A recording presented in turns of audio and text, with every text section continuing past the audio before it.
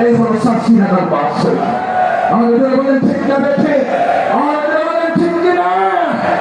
আসেন, আপনারা ফতোয়া দিয়ে বলেছেন কবর জিয়ারত করা জায়েজ নাই। আজকে যখন আপনাদের দলের লোক মারা যায়, মুফাসসির সাহেব মারা যাওয়ার পরে দেখা যায় সবচেয়ে বেশি কবর জিয়ারত তারাই করতেছে। আজকে বলবেন ঠিক না বেঠে, এখন কি জায়েজ হয়ে যাবে এটা? ফতোয়া কেন চেঞ্জ করছেন আপনি? আপনি কিসের নেশায় ফতোয়াটা আপনি দিয়েছিলেন তার কারণে? আসেন, সঠিক কথা আসে। আমরা যারা আপনি শুনে যান, একটা প্রসঙ্গে বিচ্ছুরি করতে পারবেন না। আপনি কেরামুখ কথা বলবেন, এই দরবারে কখন সমর্থন করবে? আজকে বলবেন করে করবে।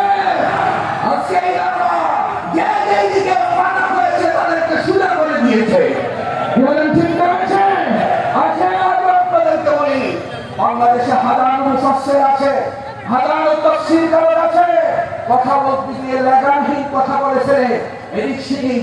আজকে তাদেরকে আমরা এতটুকুই কথা বলতে চাই, বন্ধুরা আমার, তোমরা সব জায়গায় বেয়াদবি করতে পারো, বাবার সাথে করতে পারো, মায়ের সাথে করতে পারো, করো, কিন্তু আল্লাহর নবীর সাথে বেয়াদবি করবে বাংলার আলেম ওলামারা এখনো আছে, শাস্তিনগর আছে, কখনো সাথ দিবে না, দিবে না, দিবে না। এবারে ঠিক কখনো সাথ পাবে। এজন্য আপনাদেরকে বলে যায়